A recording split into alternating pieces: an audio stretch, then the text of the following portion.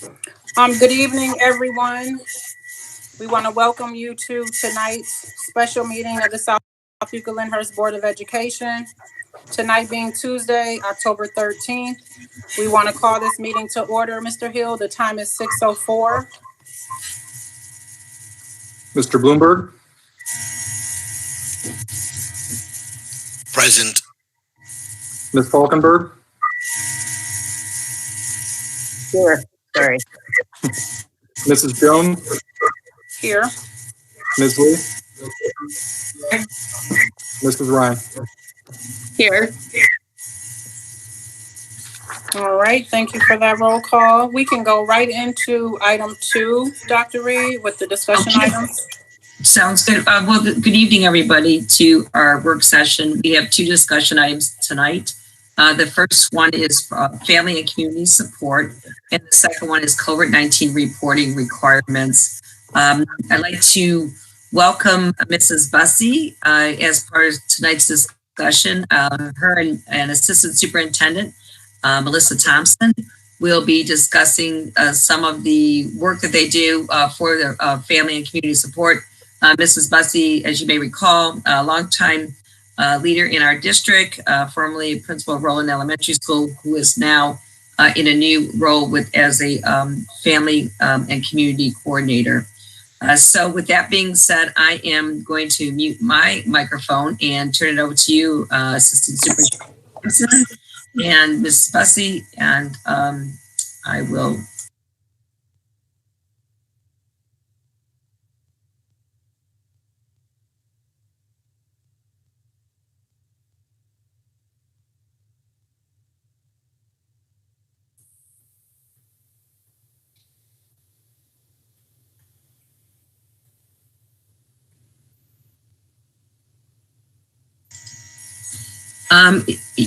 The green dots are there, Ms. Thompson, but I'm not sure about everybody else. I can't hear you. Is it an iPad you're using too? I couldn't hear Melissa. I can't hear you. None of us can hear you.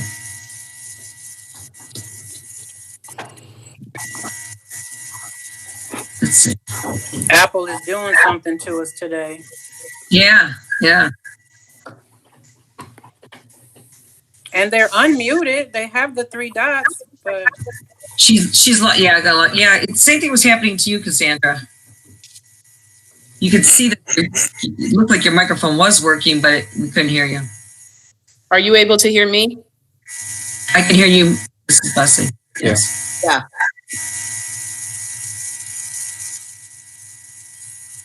So we'll try this again. Is that better? Yeah. Yes. So good evening, everyone. I hadn't made it that far, so I just said good evening and hello.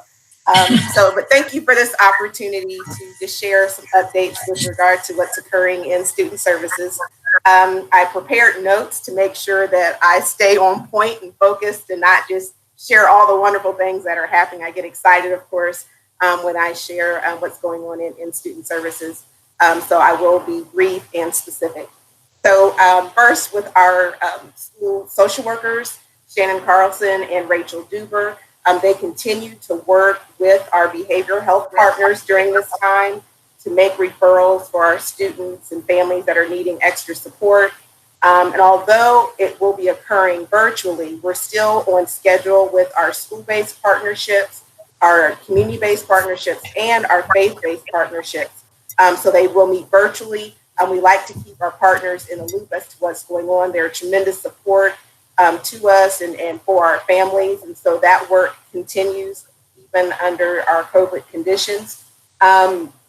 Certainly our school counselors, in addition to the support that they've been providing with just logging on to Schoology and how that works and technology needs of our students and scheduling, they have been meeting with me for the past several weeks to plan our work on the comprehensive school counseling program, our K-12 plan.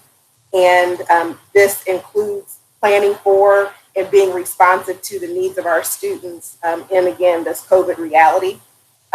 This week, our focus has been on college and career pathways.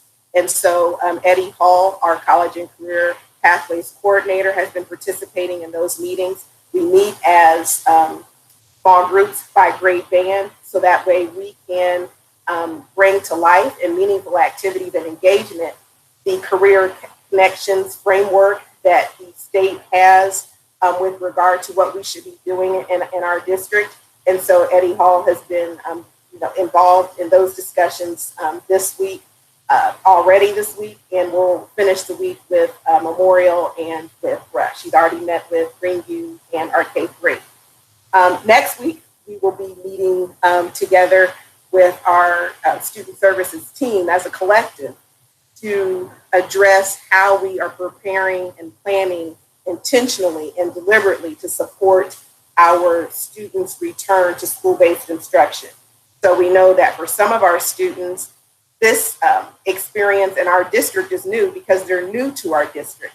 And so we want to make sure that we have been very thoughtful in our planning and in our efforts, because they have not been to our buildings. They've been logging on to our classes, but have not been in our buildings yet. They don't know the staff. And so we want to make sure that they feel welcome and feel a part of our school community and proud to be ARCs.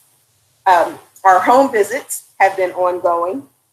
So our ELL teachers, I want to just make sure I highlight the work that they've been doing. So our EL teachers are Claudia Albrecht and Allison Sanson. And so throughout the summer, truthfully, and even until now, they've been connecting with our EL families in a remote learning environment. Certainly, it can present additional challenges because of the language barrier. So they've been conducting these home visits to connect with their students and the families, helping with the basics of the technology, but also what is required to be able to access the classes and instruction. So I want to make sure that I acknowledge the fact that they've also been conducting home visits.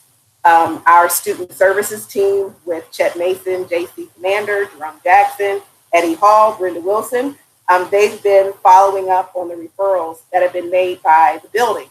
So what the process has been, our teachers, our principals have done a phenomenal job of reaching out to families when students have not been logging in, when there have been some concerns. That goes to our school counselors. They'll continue to work together with our teachers, our principals, to try to make those contacts. And when they still reach a point where this may be a home visit and on-site support might be necessary, it is our student services team members that are going to those homes, conducting those visits, checking in and saying, what's going on? Not assuming the worst, not assuming that, the family is not wanting to be engaged, but perhaps there are some barriers that are creating challenges for that ongoing, regular, daily engagement. And so our family and community engagement coordinator, Mrs. Malika Bussey, has joined that effort with them. She was actually doing a home visit, I think, for 2 today. And she meets weekly with the entire student services team so that they are looking at the referrals, making sure that there's not a duplication of effort, but rather that it is a coordinated approach to providing for the needs of our students and families. So with that, I'm going to defer to Mrs. Bussey to share specifically some of the things that she's been working on in family and community engagement. Thank you, Ms. Thompson. Before I get started, I just want to personally thank Superintendent Reed as well as the board for allowing me to have this opportunity to serve as our family and community engagement coordinator. It really has been an amazing transition into the Center of Student Services. It definitely, this position definitely aligns to some of my skill sets. And so I've just had a blast so far since I jumped into this back in July. So I do appreciate this opportunity. As Dr. Reed has shared, I've been at Roland for a lot of years and change is good. And I'm excited to be able to serve our families. And that's what I look at this as a service. So as Ms. Thompson had shared with you, some of the things that I've been doing in this particular position has been around visiting some homes and doing some home visits. It has allowed me to reconnect with some families that I've known for quite a long time, as well as the opportunity to stretch and to get to build some relationships with some families that I have not known. I back as an elementary principal, I kind of stayed in that realm of just that preschool K-3, maybe fourth grade area. But now I'm reaching out all the way up through 12th grade. So it's just been a great experience to be able to support our families. Some of the things that I've been directly involved in have included our Right at School. Our Right at School is the before and after school program that we're looking to be able to provide support to our families when we return back to school. And that's, again, a process that we started back in July. Unfortunately, we had to press pause, but we are gearing back up. I meet with them regularly each week for updates and been part of their planning process. Some other things that I also have been involved in is dealing with some partnerships with Make a Difference Consulting. Stay tuned. We have some fun things and exciting things for parents coming, which include a Q&A, and that's navigating the remote learning. A lot of our families have struggled with remote learning. And so this will allow us to be able to provide some support and some examples of things that they can do to support their children in the remote learning. In addition, we're going to do a 2-part series, and I will be moderating that Q&A in later this month. In addition, we're going to do a 2-part series called What's on Your Plate? And participants will be able to look at identifying some stressors and how to cope with that. And then a yoga session for the mental health side will be included for part 2. And then in December, we plan on doing communication in the digital age. What is the 411 on cyberbullying? As you know, with the technology, with the cameras, with all of those types of things, that's a hot topic, and parents are concerned about that.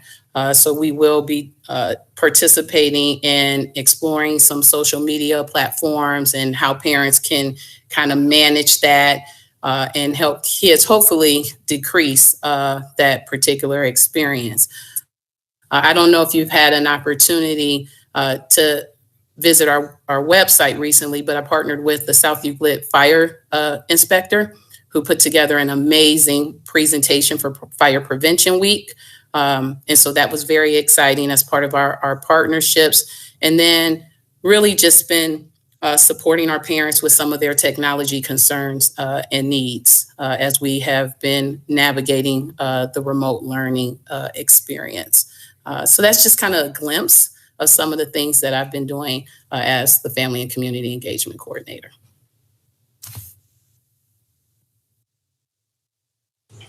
Can I ask a question? Okay, so I know we have to protect and not reveal the individual students and families, but just numerically from your department's involvement, where do you see majority of the struggles? K through 3, 4 through 6, 7 through 8, or 9 through 12. And I say that with the statement that I'm not trying to oust a particular building, but just from your observation, where does it appear that majority of the struggles are coming for the children and families? Sure. So I don't know that we can pinpoint one specific area as I'm just kind of thinking through my mind through the spreadsheet and some of the data that we have received, obviously for some of our younger children, just getting used to a computer, getting used to a Google Meet and so forth. That initially was a struggle. However, I think they got it. And they're into it. Our teachers have been fabulous in providing support and videos and things like that to help support our families. When I go to the other extreme with our high schoolers, again, just keeping them engaged all day and logging in after the lunch hour, keeping an eye on that. And keeping in mind that some of our families, particularly even with our ELL, I had the opportunity to work with our teachers and Eddie also are working. And so we're paying real close attention if students need to have alternative learning plan to be able to support them with the end game being particularly for our high schoolers being able to graduate, but also for our younger kids building that particular foundation. So I don't know that there's been a specific grade level. I would just say that it's just been support across the district. The next question I have is, with the upcoming activities and collaborations that you've got in play, what is the process that you see for getting the word out and reaching those families? I'm starting to see, like, as I'm dealing with the community, I'm gonna just be honest, like, some parents are not really checking emails every day because they're exhausted. Sometimes they're not logging in. I mean, some parents thought we scrapped the whole school calendar and had a new pandemic calendar. So what are your thoughts about targeting and getting the word out for those activities? Because those are definitely activities that the families are going to need. So I'll jump in here and then Sure. I'll jump in and then I'm going to go back to Ms. Bussey, because I want to give an update, something that I'm really excited about to this point. Are in the process of preparing our launch of the Student Services Schoology place, because we know that parents are going to Schoology, and we know that this has become our district's learning management system, certainly perhaps launched as part of COVID and our response to remote learning. But this is the way that we want to business and teaching and learning and access and connecting with our parents using Schoology. So I have to give a particular shout out to the most awesome Ohio State University intern we have working with us this semester, and that is in Mr. Jack Ryan. So he has been working with us this semester and doing some outreach activities with the student services team. So he has been all in, and he is helping those that perhaps are not the most technology savvy. That would be me, bringing things up to speed and up to date. So that way we have this Schoology site that is exciting and creates opportunities for parents to see what's happening in each of the areas that I've shared with you. So he's been doing a great job, and there will be a tab specific to family and community engagement where families will be able to see what's happening, as well as what's happening with career and college pathways, with other student services supports for students and parents and groups. And so you can see, that's why I need a script, because I get excited, but it's so exciting to be able to share with you, what's coming and what we're looking to be able to offer and to make those connections with our students and parents. They know where to go. They're already going to Schoology anyway. So this is just another place that they'll be able to get more information. So Mrs. Bussey, by all means, please share with you that's specific to that.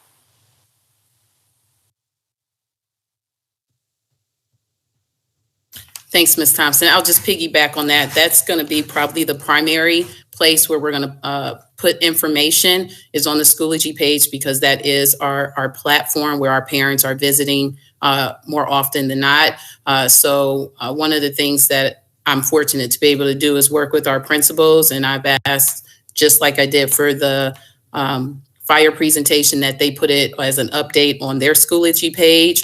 I'll be asking our teachers to post it as a post on their page, because again, parents are checking that particular page. We'll definitely have it on the website for parents to be able to get that information. And then we typically will do a parent link or some type of communication to get that word out to our families. And then really word of mouth, just really, every time I have the opportunity to engage with a family, I'm always sharing something that we're doing and asking the student service team to do that as well, as we're out in the community supporting our families.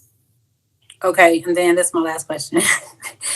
As I encounter families that I see are struggling, I'm so used to dumping them right into Melissa Thompson's lab. Is it fair to route them over to your office, Ms. Bussey? Yes, it is fair, because she'll bounce them over into my lap too. Okay, so So absolutely. Okay. Absolutely. Now, I don't send everybody there, but when I do visibly and verbally see a family struggling and they have really tried to exhaust all their means and they're at their wits' end, Yeah. I will send them over to the Miracle Makers. We welcome them. All right. Well, I appreciate answering my questions and those updates. So you guys keep thriving. I'm glad you got an extension to your office, Ms. Thompson, that will give you some further support and assistance. And like I tell her all the time, Ms. Bussey, don't spread yourself too thin. You got a whole team behind you. Spread it out and let somebody else share some of the weight as well. And congrats and thank you. Thank you. Thank you for the support. I just want to thank the Center for Student Services for all their hard work. We're certainly known locally and actually statewide, and most recently got an email nationally about some of the work we're doing in SEL, and didn't want to burden my team right now, but a national conference on the work we're doing in SEL with regards to social emotional learning and our family supports. So stay tuned, and we're not going to do it this fall, but when things settle down for that team, I know we need to put our energies here. We're certainly going to share some of the stuff that we do, and we are getting some recognition, not because it's recognition. People are recognizing that in K-12 public education, the importance that we have to do there. So kudos to the trailblazers here, and I appreciate your work in that. So it's hard to go from that to the next topic that I have on the agenda, but this is the world we live in. It is the COVID-19 reporting requirements. So if I could, I'm going to, the teacher in me tells you three things. I'm going to start with what this the state director's order was, what the Cuyahoga County Board of Health is, and then most importantly, I'm going to then turn it over to Melissa Thompson to talk about what we are doing in our process as a school district for COVID-19 reporting. So I asked that. It's a lot to take in. Let me talk to you a little bit about the process. And listen, you don't have to worry about the notes because first of all, this is can be watched later, but at the same time, I will always follow up with the board in writing with regards to the information I'm presenting this evening in one of my superintendent's report. So in mid-September, the Ohio Department of Health director came out with a director's order. It really was requiring what were the reporting requirements for schools with students from K through 12. And so what we did was many of the local superintendents, we took that order and we had a lot of meetings and really tried to make sense of it. So what the next step was is then the Cuyahoga County Board of Health, took that order and really conducted several meetings for area superintendents and really present information, but we had questions. And then from that, there were other meetings as superintendents would get together and how we're going to do that locally. And everybody is doing it just a little bit differently, and some things are the same. So what I'd like to do this evening is present the, from the Cuyahoga County Board of Health, the actual PowerPoint that was presented to us. So far, the administrators have seen this. I hosted a meeting about a week ago and invited the CELTA and OPSI 110 and 207 leadership to listen to it. It was a good meeting. And then I thought it was really important to present it this evening as a work session, not just to the Board of Education, but it's also important for parents to hear this. We all have a level of responsibility, and I believe that information is empowerment. And so really I'm going to show you their PowerPoint. I did get permission from the Cuyahoga County Board of Health. So this is not Linda Reed's information. This is the Cuyahoga County Board of Health. And I asked that maybe we move through it because then Melissa is going to really show you how we're interpreting that in some of our process that we have. So I'm going to stop sharing this and let me get to another thing I want to present. And okay, let me move this. Got multiple screens here.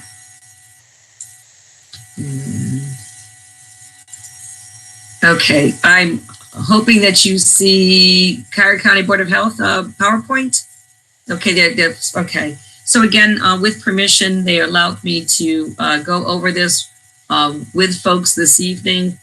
These were the objectives. I haven't changed anything in this PowerPoint. As I said, not my work.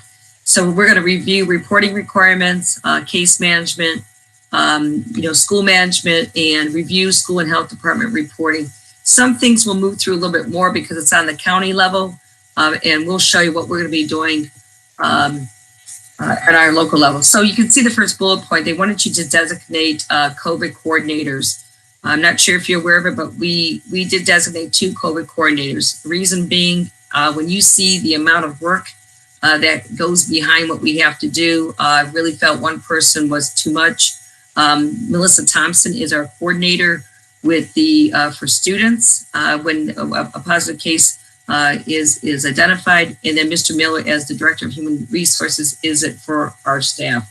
And so you can read the bullet points is that, these are the requirements within 24 hours.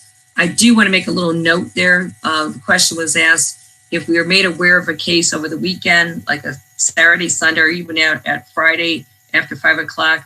There is not a requirement to get that out over the weekend. They realize sometimes there's lapse in people being able to get to a computer. They're saying within a work day for that piece. School must report cases of staff and students to the local health department within 24 hours. Again, that's our requirement. And local health department must report to Ohio Department of Health weekly. One thing they cautioned us on, if you kind of go to the Ohio Department of Health, you might look at numbers for the different school districts, and then you go to the different individual school districts' websites, the numbers might not jive or match up. And that's to be expected because the reporting windows are different. So just a little thing to keep in mind. Case management, and again, this is all, some of this you've seen before because these have been recommendations that came out from the Board of Health. The school actions is immediately exclude the child, staff diagnosed with COVID from school. One of the things I can point out, though, we have not had students in our building. If a student does become ill or even diagnosed, they are not we have a separate area as part of our safety protocols that it's not the clinic. We have a separate designated area in each building that I believe Ms. Thompson and our PSI affiliates helped us identify. Start contact tracing of close contacts in school environment. And again, I'm going to take you at the 30,000 foot level. Melissa's going to take you down to what that's really looking like in our district. Exclude children and staff in close contact school for 14 days for the last contact. And I want you to hold that thought because there's more to, and the key words of that sentence is what is a close contact. Okay, so not everybody has to be quarantined, and that's an important thing. So, and again, these are isolation, 10 days from the test date, must meet all of the following requirements before returning. And again, you can read it, 10 days have passed, 24 hours fever free. And again, all this information, I have it packaged. We'll be going out to parents in a letter and in other guidance that we have. But for the purpose of time, I really like to show you what we're going to be doing here. So start the contact tracing. Is the diagnosed person, are they symptomatic? Are they asymptomatic? What activities or interaction did the person have at school? And again, in our case, we haven't had students back in our building just yet, but we've had extracurricular and co-curricular activities. And so those are some of the things, like I said, things are case by case and what you do depending on the level of involvement of the staff member or the child. So I think this is a very key slide right here when you talk about determining close contact.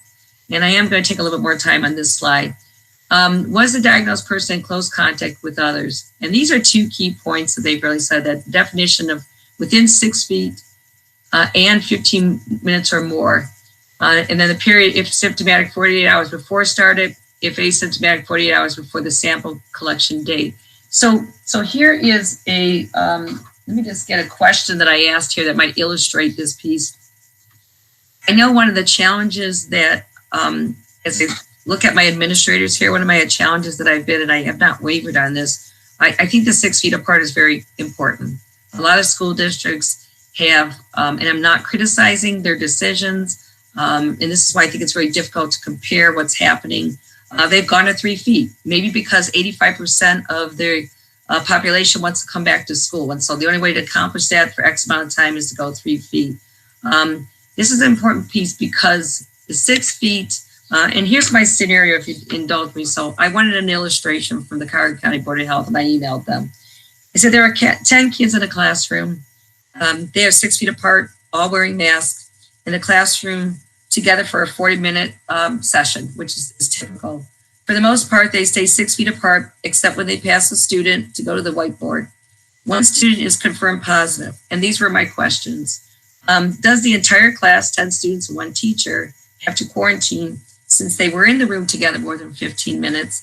And number 2, or do the students who sit closer to the positive student have to quarantine? So here's the answer from them. Only the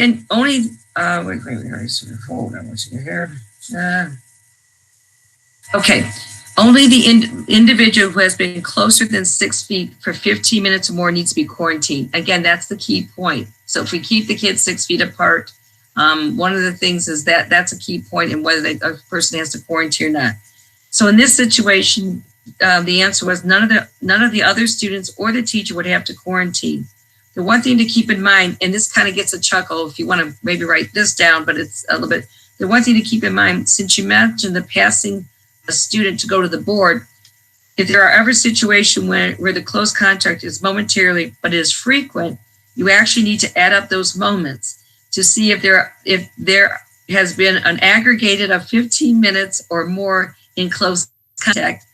She goes, I doubt this situation happens in a classroom, but is most likely to happen in sports, which makes sense. You know what I mean? With regards to, the passing of students and things like that. So one of the key things was the question then was asked, I believe, of one of the teachers. So if the kids are eating lunch and they have to take their mask off, but they're still 6 feet apart and they're eating lunch for 20 minutes, 25 minutes, the answer was still no. The key piece, she said, was 6 feet apart that they have.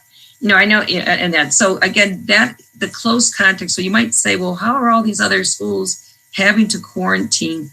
I don't know what their guidelines are. So that's why I say be careful about comparing, because if they're only 3 feet apart, that's probably a reason why. The key thing was not the mask. I mean, yes, the mask help, and we have a face mask policy. We're going to do that. But the key thing was that's why I'm sticking to my parameters that the 6 feet, because what you don't want to see happen is like a boomerang. We go in, we have to come out. We have to go in, come out. And I think that's the piece where is a key point in our responsible restart plan. So I spent probably a little bit more time than I wanted to on that, but that was a really key slide there. And again, this goes into that case, because if we can minimize the quarantine, you have consistency with teaching and you have consistency with learning. And so this is why I think the keeping with our strict guidelines is an important thing, to be consistent and not having to quarantine. We go back 2 weeks and then all of a sudden we're quarantined. We go, and things like that. So this is the Cuyahoga County Board of Health investigation of the school cases, a confirmed reported case. They do follow up with context, and again, Melissa will show you that there is. They will follow up with those folks, follow up with the schools as necessary. And they talk about investigate potential clusters. I will go over that in a minute. Not anything terribly to pay attention right now, but just sharing what the county is looking for at a bigger level. Confirm reported cases, check Ohio disease reporting system. What's important is the type of test and the date, and then the contact and interview case. Cuyahoga County Board of Health coordinates with cases out of jurisdiction as well, and you'll find out there's certain crossover of counties. Here's what the Cuyahoga County Board of Health does. The list is sent to the Ohio Department of Health, which I mentioned earlier, and they contact the tracing team. And then there's large lists and smaller lists. Basically what they're saying is the method. Again, if it's a smaller list they have to go to, that's the method they use. It's sadly enough, there are some larger cases where there have been, weddings, graduation parties, and different things. So again, this is how it is the method that they follow up with context. And then with schools, the clarification of information, the assistance with management of cases. And, we always said we are not the healthcare professionals. We are, when we do have a confirmed case, we are always, it's not a one size fits all with regards to the different scenarios. And, we will always be following up with the Cuyahoga County Board of Health with regards to their advice. So when they talk about clusters, they may have multiple unrelated cases in a school. Clusters defined as 2 or more cases with a common exposure during a 28-day period. So that's how they're looking to see how some of these cases may be related or not related. May have a common exposure outside of the school setting, and that's something that's a little bit of a concern. I mean, we can only control our bubble, but there are things that are happening outside of school and for social things, and I think that's some of the things that they look for too. There were some cases this summer where kids attended graduation parties and other things, and there was a common exposure, and so those are some of the things they look for as well. Again, reporting, use the and Melissa's going to show you this, the Cuyahoga County contact line list with specific information to report. We will show you what that looks like. Send with every notification of a diagnosed person to the Cuyahoga County Board of Health within 24 hours of notification. Next business day on weekends or holidays, which I mentioned earlier, and that's the area that we send it to. This is actually, I'm not going to get into that. That's Melissa's going to talk to you about one of those. Report numbers of new cases and students or staff. You're going to see that we have a dashboard on our website that will be updated on a weekly basis. And then we're only to report cases who have been on site. So in other words, if there was a student who contacted or was identified as positive as COVID and has never reported to the building, the parents call us just to let them know they're not feeling well because they might not be able to dial into their class.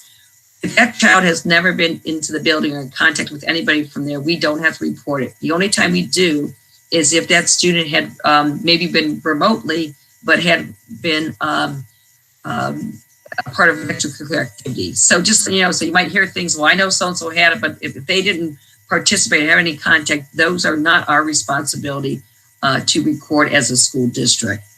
And then let's see, schools, as you can see, the weekly report, we are given a survey, I think every Friday, that is sent to our COVID coordinators that we have to report and complete by 10:30 a.m. on the following Monday, and required weekly only once a school case has been reported. So this started in September. We weren't required to report anything because we had not had a case until this last week where we had our first reported positive case. So if people have asked, wonder why it wasn't there, we weren't required to do it until a positive case was identified.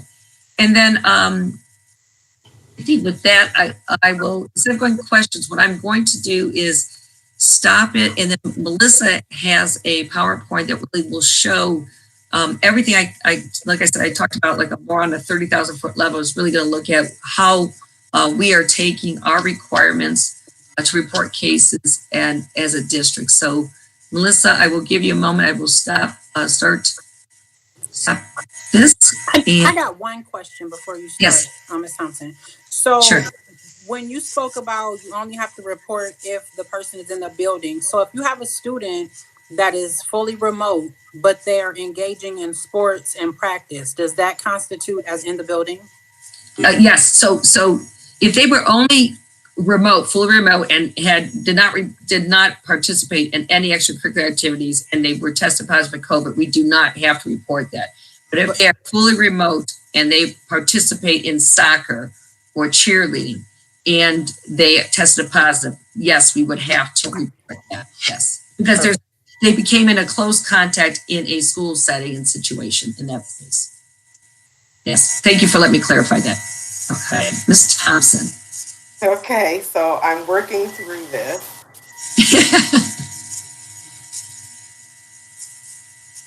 Can you see what I see? Not?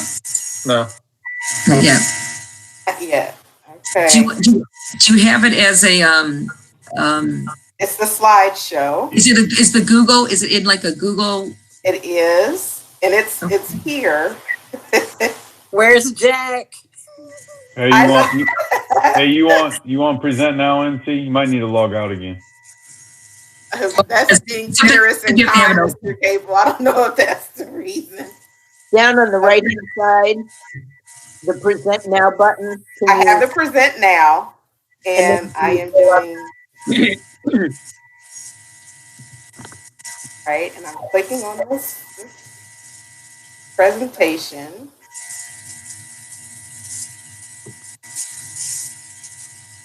So, Mr. Cable, do you have yours that I sent you earlier?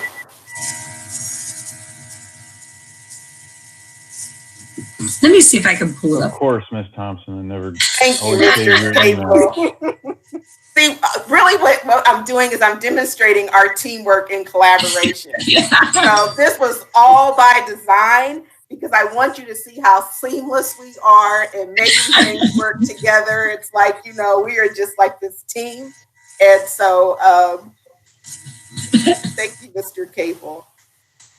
And it's an awesome thing she put together. Okay, so let the record reflect. I did create the slide presentation. So it has this wow factor. Just for whatever reason, I can't pull it up, but you know, it's there. I see it. All right. Let's see if this works, Thompson. Thanks, Cable.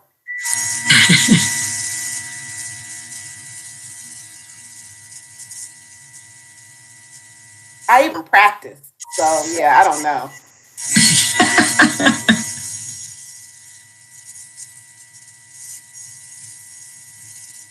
So that is it. So let's go back to the first one. So again, this is the drill down of the requirements that we have in the district. Next. So the form that you see is what our principals complete when they receive a report of a positive case. And it is a direct recreation of what Dr. Reed just shared. That is the Excel spreadsheet that the Cuyahoga County Board of Health provided to us, indicating, and you'll see this again. So all of the information that is listed here is also listed in that spreadsheet. Next. So the email that Mr. Miller and I receive each week is this. It's a Survey Monkey type of document. You see, this is what the Board of Health will send to us, asking us to provide the report that we've received in the district. And if you go to the next slide, content in the survey is what you'll see here. So the COVID case, the person that is identified as being COVID positive, but then also the contacts. So we have to provide the contact information for every person that meets those guidelines of within the 15 minutes, 6-foot distance, and also showing we have to share where the contact occurred. So whether it was in an athletic competition, whether it was in the classroom, or whatever type of detail. Okay, next slide. And so those that have been identified with the high exposure contact, they will receive a letter from the building principal. This letter is a sample for Mr. Lasky. All of the building principals have a similar letter. Same content is just sent on their stationery. And this letter would go to the parents and staff where a high exposure contact has been identified based on the information that has been collected. Next.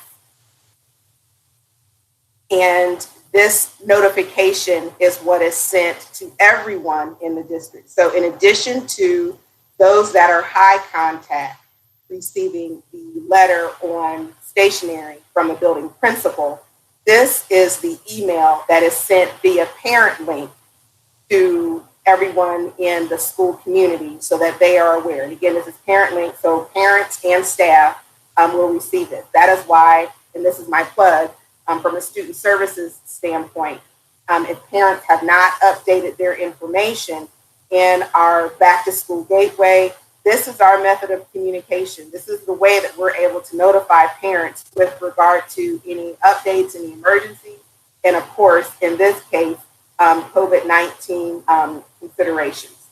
So in this, you'll see that there is a link, and that link will take viewers to the next slide.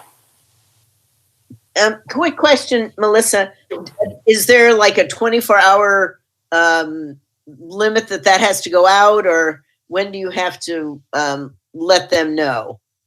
So we are wanting to send this out as soon as possible. I will be very honest and transparent. We had some system updates we were making with regard to this first run, and they were beyond my control of wanting to make sure that this message went out before 11 o'clock. In this case, just being very honest and transparent, it was a website updating thing.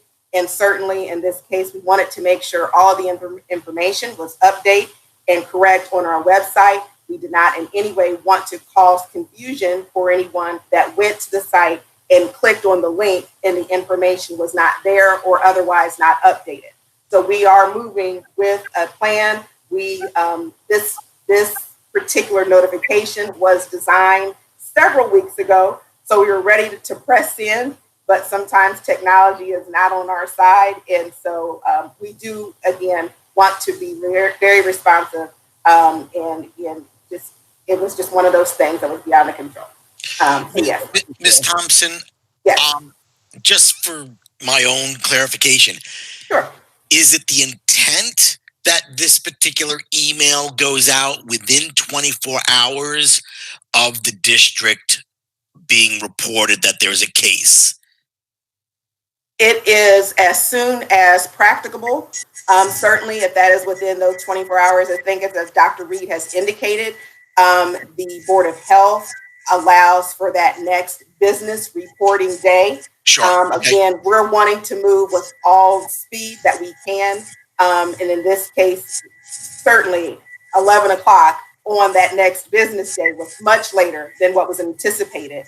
But again, the reason for that was something that was just a technology snafu and nothing more than that. I don't know, does that help answer? Yes, I just wanted to know, with all things working the way they should, Yes. the intent is Yes. within 24 hours or earlier. Yes, that would be correct, Mr. Bloomberg, within 24 hours or earlier. They gave a couple case scenarios where, like I said, if it came in on a Saturday, the expectation was not to have it on a Sunday because it depends. You might not be able to get a hold of somebody and just different things, and it would be permissible. They actually said before noon, but our intent is that we would probably obviously wanted to get it out earlier. I mean, I would have liked to have seen it earlier than that. And to Ms. Thompson's, I appreciate her honesty. It took a little longer, but no, that would be the intent. But the important thing they said was, yes, within 24 hours, you got to move quick, but you want to make sure that you have your information right as well. And that's the piece.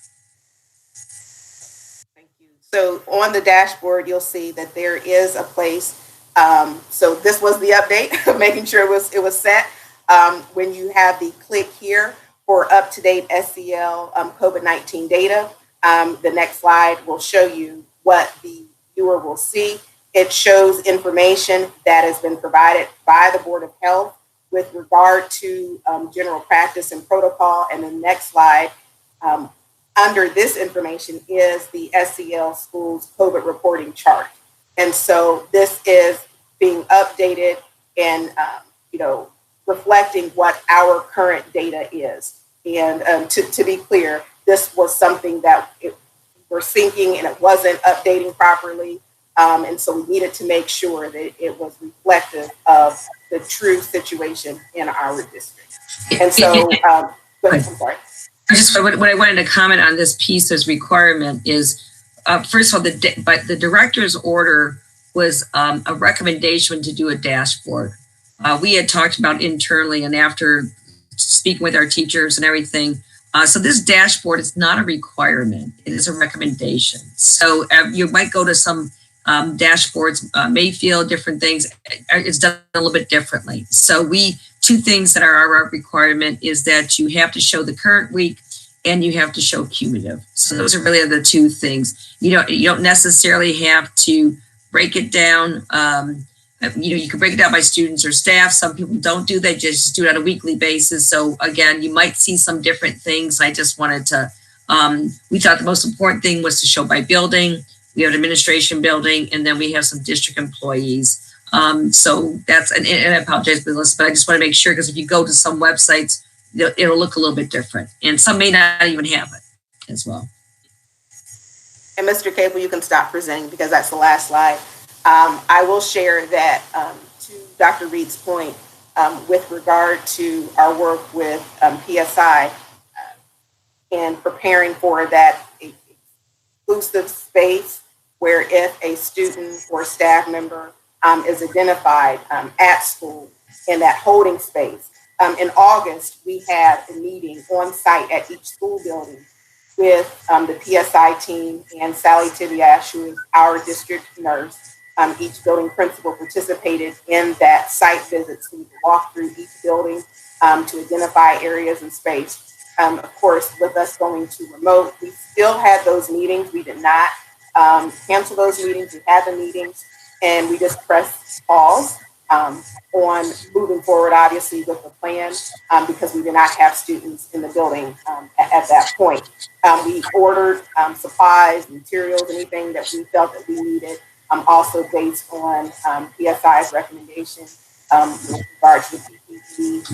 And even in one case, a cot that we noticed that had just some wear and tear. We replaced that cot because we in no way wanted any germs, any spread of anything. Just checking to make sure that we were prepared to provide for the need, safe return of our students.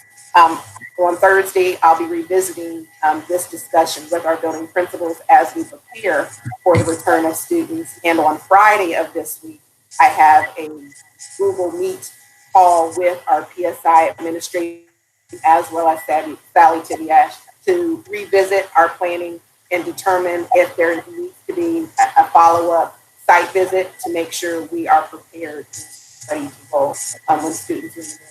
So I feel comfortable in the planning every step of the way, and including this week with the reporting. Again, one of those things that happen in as much as you want to plan for everything, and I practice everything. It's just one of those things that's just beyond the control. So I appreciated everyone's patience and understanding and recognizing that it was in no way not wanting to be transparent, but also wanting to be mindful of not creating any additional confusion for anyone, certainly under a unique set of circumstances hearing a COVID report. So what questions do you have for me? So I do have a question. When we go into the district website, where would we find the tab for the dashboard? So go here. So go down to, it's funny, I know everything by heart here. Go down to the bottom under Spotlight. And because we didn't want to make a district news because it moves, so we wanted it to be permanent. So if you go to the bottom where it says district spotlight, there's I think the coronavirus update. If you click on that tile, you'll see then just a very short paragraph, and then there'll be a link that says okay. Here, and you can did you get that? Yep, I see it. Yeah, and just so you know, in my communication with parents that will probably go out next week. For those that don't know the link exists there, I am going to electronically send out and I will connect them to that link as well. So we are sending some stuff out.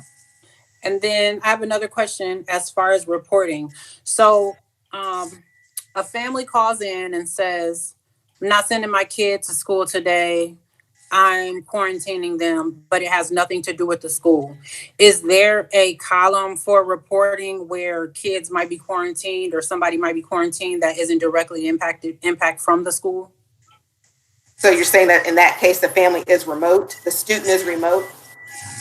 Like say when we open the doors and then we have a family that mom might work at the hospital, mom is under quarantine, so they call in and say the kid isn't coming into the building for school because they're under quarantine. How do we reflect that as far as numbers without taking a hit for being positive? Only positive cases. Okay, so they would Not those quarantine cases. Yeah, I didn't mean okay. to. But I've sat in so many meetings. Only positive cases, not quarantine cases. Melissa probably will answer. We obviously are mindful to track what that is and go at them unless we want to tag on that. But no, she's absolutely correct. I mean, it's only the positive cases, and that is what is submitted for reporting purposes. You know, certainly if a parent, we appreciate a parent letting us know, you know, something with regard to what's happening in their family situation, but it's what is a reported positive case. Okay. And I know I'm probably reaching, but my mind is reaching. If it's too premature, please strictly say it's too premature. Have we thought about when the doors open, how do we handle those absences? Or are they just excused because a family called and said, my kid's not reporting to work? I mean, my kid's not reporting to school because I'm keeping them home? It's too premature. I wasn't asking you. let me put it this way. First of all, really good question. I think this is where the point I was trying to make. First of all, we want to keep the health and safety of everybody. And I think this is why I didn't flip on a dime when we were going to Orange, because we needed to get really good at remote learning, teaching and learning. And you just described a case, Board President Jones, the fact that if we want our kids, we want to maybe err on the side of the cautions, but we, you know, and so we might isolate, but they're actually feeling good enough that they might be able to dial in. I mean, those are certainly things that we will look at because, you know, in this case, I think it plays in our favor that we know how to do that. You know what I mean? So I think that's, in a sense, we've not had that discussion. Well, we've discussed that. We just haven't really had it in a bigger circle on that case. That's fair. Thank you. And finally, I'm on a question roll today. Back to that contact tracing. I do want to say that I appreciate the method that Ms. Thompson's department has developed to do their own contact tracing. I know the Board of Health is overwhelmed. Some of their contact tracing comes a day late and $1 short if it shows up at all. So I want to say that I do appreciate taking that extra step because nowhere in there is there a mandate that we sit down and do our own contact tracing, so to speak. So I do appreciate that. Not running from the work. I mean, we're doing it to try to cover ourselves. And I think that's the joy of having layers where you know it's someone else's responsibility. But if you do your part and go above and beyond, you kind of make it a little easier. Yep. Again, that's why this has been a process we're sharing with all stakeholders, and you're hearing the same information that we've shared with everybody. I've every Friday dialed in to listen to this stuff, but I do have to tell you, you know, it is a case by case because it depends on, you know, in some cases the kids stay 6 feet apart. In other cases, if they didn't, then we had to figure out what the amount of time was. And so there's the, you know, again, to your point, our internal work that we have to do. Right now it's minimized, but we are getting ready to see how we can reopen. And that's why we're doing all this work now to be able to be responsible for whenever the students return to school-based instruction. Thank you very much. Thank you. Thank you, Mr. Cable. Yeah, I will. No problem, Ms. Thompson. Let me go back to this. And I think I may have closed out the agenda piece. Hold on here. Okay, of course I got ahead of myself. I am going to see if I can present the agenda again. If you go, give me a moment. We have, I'm going to open up another Chrome tab. Yeah, you did. You logged yourself out. I see you disappeared. I did do that, and I'm going to get back in. All right, so let's see. And I'm going to see if I can get to the agenda. Let me move it over. I got 2 screens now. All right, and I'm going to start presenting. Let me see if I can grab it again.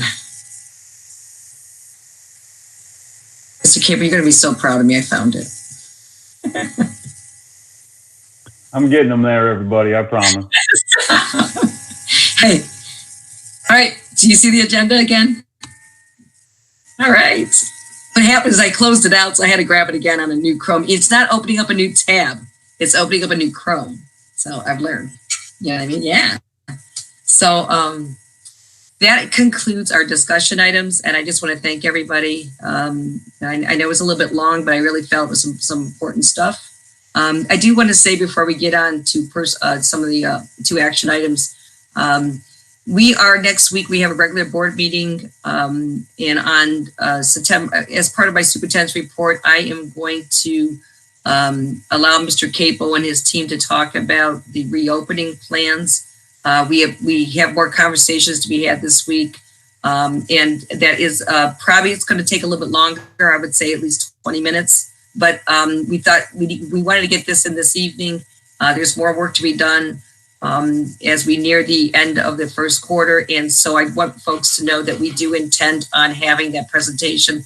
I hope people listen in, and if they don't, we'll be pushing information out. So I want the board to know. I, as always, will include something, a heads up in my superintendent's report, as I've been doing in the weeks past for that. So I'm not ready to answer all those questions tonight, but I want you to know we're getting close. Okay. Linda, can I make a request with that? If yes. possible, because another request we've been getting, or I've been getting emails, Cassandra and I were talking earlier, parents concerned in regards to winter sports is getting ready to start, in regards to us reopening in winter sports. So because that does fall under Dom as well, can we get an update maybe from Mr. Atwood in regards to how they're handling, or they plan on handling winter sports?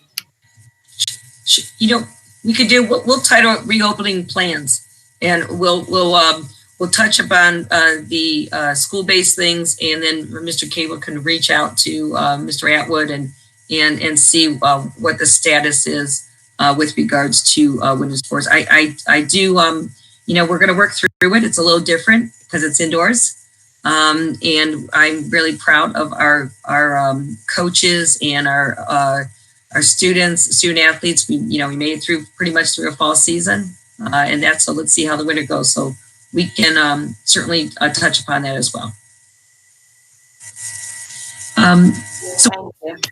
With that being said, there's 2 items under personnel. The first one was one that we had thought about changing a couple months ago. It's really a recommendation. Let me click onto this. It's a recommendation to change a job title. I want to be clear, there's actually no financial changes to the contract. Ms. Moles, who holds the current position of Director of Special Education for the past 7 years, has done an outstanding job. She has taken on some more responsibilities with gifted as well as other areas, and it just was more appropriate to change that job title to the Director of Exceptional Students with Educational Interventions. We had that educational interventions there because we know with pre-K to 3 students, it's also important, and she works with our staff because if we do prevention, then we don't have an over-identification of kids on special ed who shouldn't be on IEPs and that. So the first one is, again, I have them at 2 separate items, is really a change in job title and an updated job description.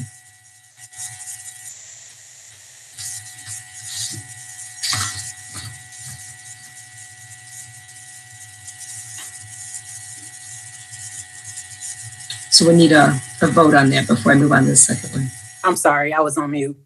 Can we get a motion to approve item 3.1? So moved. Second. Ashley and Mrs. Ryan. Any questions or comments? Yes, I did. I think Jen Moles has done an excellent job. But I guess my question was, what is the job title, the change of title doing? I mean, what's the benefit of it? It actually captures her current work. With gifted services, we have 189 students with gifted services. I just to be honest with you, people don't like the word special education. And just be, exceptional students is more in line with description of the children she services, no matter where they are, and it's just more an appropriate title.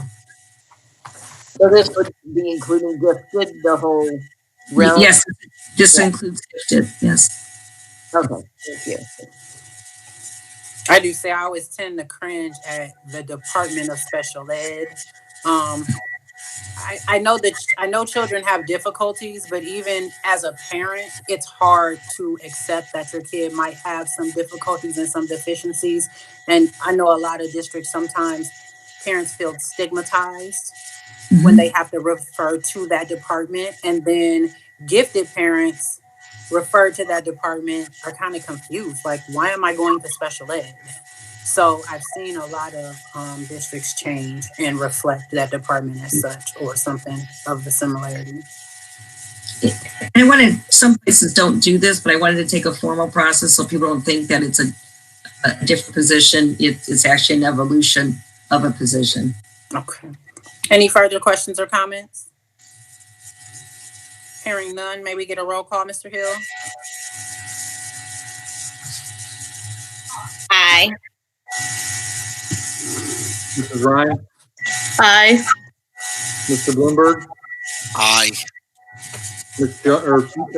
Falkenberg, Aye. Mrs. Jones. Aye.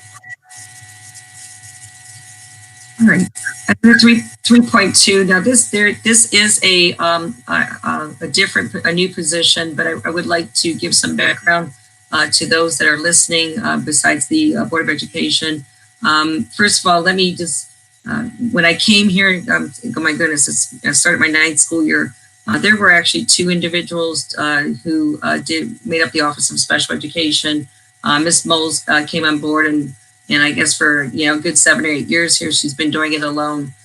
My background is in general education. I have a dual major and in special education, and I have to tell you, the immense amount of compliance that has come into special education over the years with legal things and the attendance of meetings really has can bog us down just with compliance. And if we really want to improve on our students with disabilities test scores and actually meet their services, I think one person, it's ran its course. I just want to give you a snapshot of really from our school district. We have 716 students who are identified with students with disabilities. And those are students, again, on individual education plans.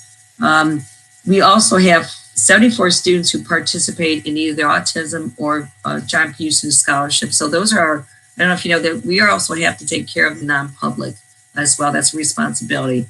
And then there's 26 of our non-public students currently being evaluated by SEL. So even if we have in the non-public schools, they have students that want to be evaluated. We are responsible to do that work. So it's a huge, over 800 students.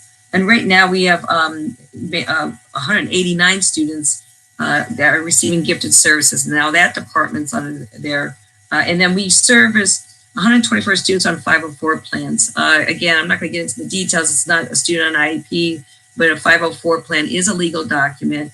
We have 124 students, and there are accommodations that we legally have to follow. So, with that being said, and I need to tell you, throw in COVID.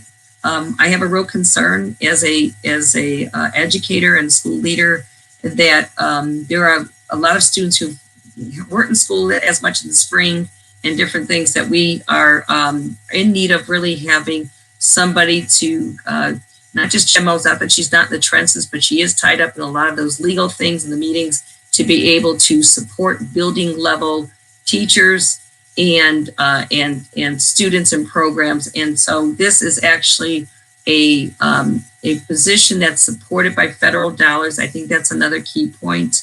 I don't, you might think, oh, here we go with another administrator, but I'll be honest with you. There's a real need here, and I wouldn't come before the board if there wasn't a need.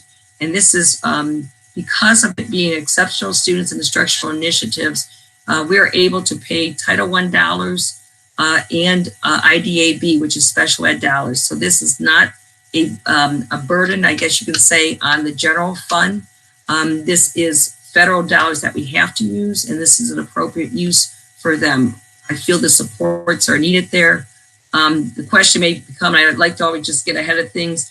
You haven't seen it yet, but we also are going to have, posting under Title I for 9 new title tutors to help support when our students come back and support our teachers as well. So it's not that I'm just taking care of one area, but we also need to take care of this area as we have more and more students being identified.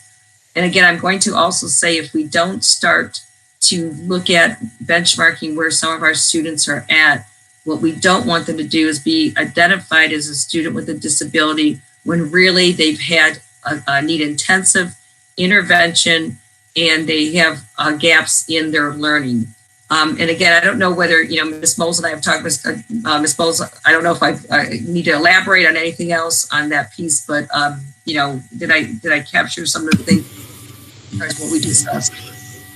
Yes, and I think a big thing is again, the key is that prevention, and also focusing with students being able to, as we're assessing them stuff, be able to show that growth, speak to that growth, and provide those appropriate interventions.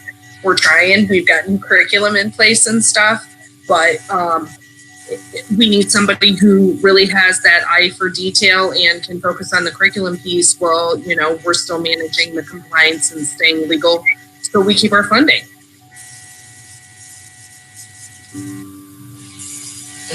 Thank you, Ms. Wells. Thank you, Jen. Go ahead. So again, this would be approval for a job description. The position has not been posted, of course, or anything like that. And again, it is through with federal dollars, Title I and IDAB. Can we get a motion to approve item 3.2? So moved. Second. Who is that? Ms. Ryan. Any questions or comments? This is Neil. Go ahead. Go ahead, Neil. Quick question. So this will be a full-time permanent new position, and will it always be paid for through federal dollars? Two things. The position will only exist if the money is there, Mr. Bloomberg. So if we don't, that would be something that it would have to go away. And I've always taken the stance, if I can, and I know Mr. Hill will like this, at any time that we can use federal dollars appropriately, as in this case, we want to take the burden as much we can off the general fund, because this is not something you could hire a science teacher with. And I mentioned that because we are just posted for a science teacher to reduce some of those. You can't use these dollars, but you can for this. So to answer your question, I intend to try to take as much burden off the general fund as I can to allow for other things. Question 2. Go ahead. I just had the same question. Okay. What was the question? I'm sorry, Ms. Svako, I couldn't hear you. I had the same question as Neil. Oh, okay. It was answered. Thank you. Okay. So, man, I don't know. I'm just gonna give a comment because, where do you get these thoughts from? Because I almost feel a little sad. When we thought about bringing Miss Bussy over, we thought about the emotional state and the kids and the families and the trying to get them back into the mainstream of everything being okay. But I totally didn't even think about the special ed population. I mean, okay. I mean, it's just a lot.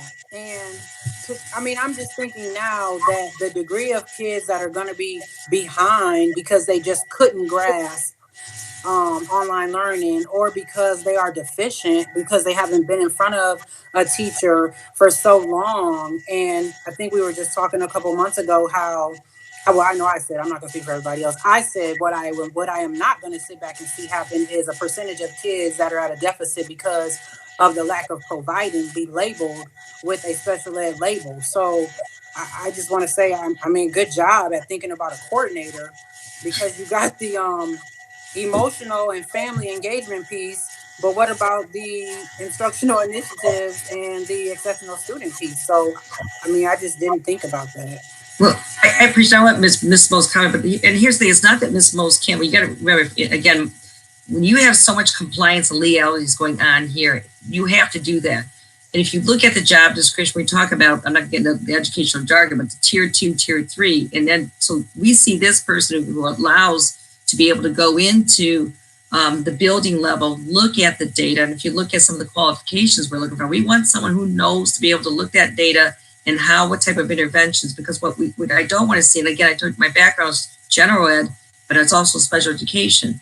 And I've no early childhood education. If these gaps in learning, what we don't want to see is them, because there's a gap, now we're just going to identify all kind of kids to be on IEP special ed, and the stigma that is some kids get up because of that is we want to prevent that. And it's going to take time to do that. And that's why COVID, I think, is accelerate. If people don't pay attention to that, we're going to find out that we're going to have a lot more kids on IEPs that shouldn't be, when we really need to have the strategies. And Jen, I mean, I know that was one of the frustrations you had with regards to not even it's intense. Correct. This is Neil again. This is more of a technicality. Jennifer's position title has changed from Director of Special Education to the Exceptional Students and Educational Interventions. 2 places on this job description that refer back to this coordinator in relation to Jennifer. It says Director of Special Education. Okay, gotcha. Updated to the new title, and I'll tell you exactly where they are. On page 2, under Other Duties and Responsibilities, last bullet. Got it. And then the section underneath, 2 sections, additional working conditions, Yep. First bullet. Mr. Bloomberg, thank you for reading my job description. My pleasure. I gotta do a little thing every time so you know that I actually read your stuff. Yeah, thank you. I appreciate that. You save me time. And I didn't look either. And Neil, if you see it, you can tell me. Do we have the same issue that we had with Ms. Bussey's coordinator as far as the retirement piece? Yeah. This is certified. Okay. Yes, I can bring that up. And Jen, are we good? Is there anything else you wanted to say? No, I think that we covered everything. I would just like to give kudos to our special education team so far. I came into the door requesting from Ms. Moles, and they have gone above and beyond. Every meeting virtually has been wonderful, even to the fact where my child has to go into the school for further evaluation. I felt very comfortable. It was very thorough. The electronic signatures and things of that nature, very, very thorough. I actually was very impressed. So I would like to say thank you, Ms. Moses, and tell your team thank you as well. They're doing a phenomenal job so far under the circumstances. Thank you. All right. If there are no other questions or comments, may we get a roll call, Mr. Hill? Ms. Lee? Aye. Mrs. Ryan? Aye. Mr. Bloomberg? Aye. Ms. Falkenberg? Aye. Mrs. Jones? Aye. And I think I don't have a need to go into executive session. I don't believe Mr. Hill as well. No. Actually, can I ask a question real fast? Sure. I'm losing it. Can we go into personnel can we go into executive session for purposes of personnel and you are the board president. You can go. I'm just looking because I don't see. I'm looking at column A, numbers 1 through 8. It should have been there. It's typically on our regular. It's on our regular template. But yes, you can go in for Mr. Hill. I should have jumped in there for the bit of personnel. It's item A. It's item Okay. A. It just doesn't say personnel. It says employee, and then you name for the reason for employee. These are the ORC official reasons. Oh, there it is. Yeah. Okay, I see you now. Okay, I see what you're saying. So I do want to go into executive session for a brief moment. If you guys have time, I can't imagine it being more than 15 minutes with just the board. We don't need any directors or anything like that. Okay. So my directors, you can go ahead and have a good evening. President Jones, did you want myself and Mr. Hill, or did you? Yes, ma'am. Okay. Bye, folks. Which one under A, Cassandra? Say that again. Which one under A?